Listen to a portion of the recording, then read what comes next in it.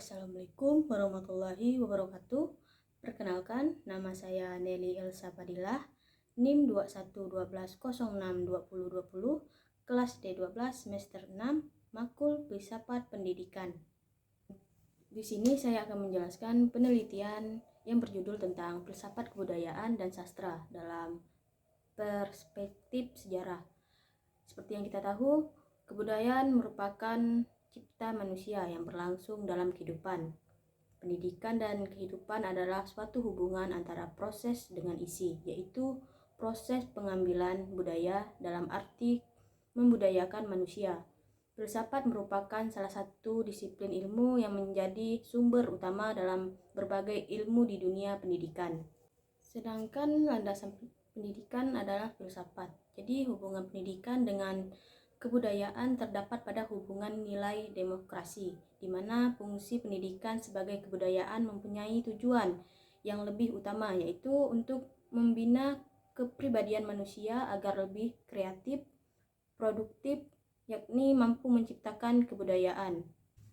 Adapun pengertian dari filsafat, filsafat adalah berpikir dan merasakan sedalam-dalamnya terhadap segala sesuatu sampai kepada inti persoalan.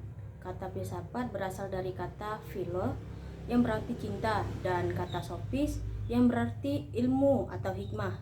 Dengan demikian, filsafat berarti cinta terhadap ilmu atau hikmah. Adapun pengertian lain dari filsafat adalah induk segala ilmu yang mempunyai objek material dan objek formal. Objek material adalah akal, sedangkan objek formal adalah ilmu yang mempelajari tentang kebenaran, kebaikan, dan keindahan secara berdialektika. Peristiwa munculnya filsafat di Yunani terbilang peristiwa yang unik dan ajaib. Hal itu dipengaruhi oleh banyak faktor yang mendahulu dan seakan-akan mempersiapkan lahirnya filsafat di Yunani kuno. Adapun pendapat dari Guy Peters 1990 menyebutkan ada 3 faktor. Yang pertama, mitos bangsa Yunani. Yunani memiliki banyak mitologi lebih dahulu dari filsafat. Yang kedua, kesusastraan Yunani. Karya puisi Homeros adalah puisi yang sangat digemari rakyat untuk mengisi waktu luang dan sekaligus memiliki nilai edukatif. Yang ketiga, pengaruh ilmu pengetahuan. Yang kedua adalah pengertian dari kebudayaan. Kebudayaan merupakan hasil interaksi kehidupan bersama.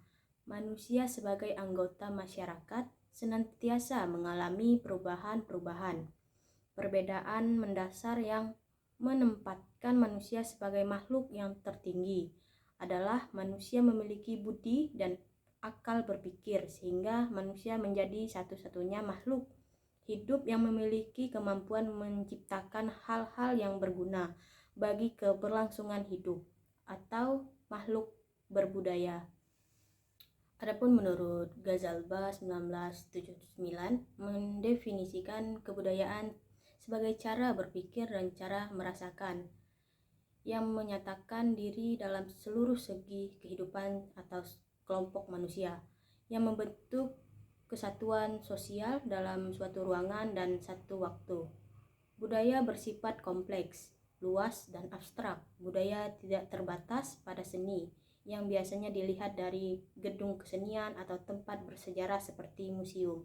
Menurut Kyojaningrat dalam Matulada 1997, kebudayaan itu memiliki 3 wujud, yaitu wujud kebudayaan pertama sebagai suatu kompleks ide-ide, gagasan, nilai-nilai, norma-norma, peraturan, dan sebagainya. Yang kedua, sebagai kompleks aktivitas, kelakuan berpola dari manusia dan masyarakat. Dan yang terakhir, sebagai benda-benda hasil karya manusia. Adapun hubungan budaya dengan sastra, kebudayaan merupakan karya sastra, hasil karya dari individu. Hanya saja objek yang disampaikan tidak akan terlepas dari kebudayaan dan kehidupan sosial masyarakat. Jika kebudayaan adalah sistem yang mengatur interaksi manusia di dalam masyarakat, sastra adalah suatu sistem yang berfungsi sebagai sarana berlangsungnya interaksi. Seperti yang kita tahu, budaya dengan sastra adalah hal yang tidak dapat dipisahkan. satu sama lain karena memiliki ketergantungan satu sama lain. Sebagai contoh, ada yang mengatakan bahwa bahasa sangat dipengaruhi oleh budaya, sehingga segala hal yang terdapat dalam kebudayaan akan tercermin di dalam bahasa. Sebaliknya, ada juga yang mengatakan bahwa bahasa sangat dipengaruhi oleh kebudayaan dan cara berpikir manusia atau penutur bahasaannya. Mungkin itu saja yang dapat saya sampaikan, kurang lebihnya saya mohon maaf. Saya ucapkan terima kasih. Assalamualaikum warahmatullahi wabarakatuh.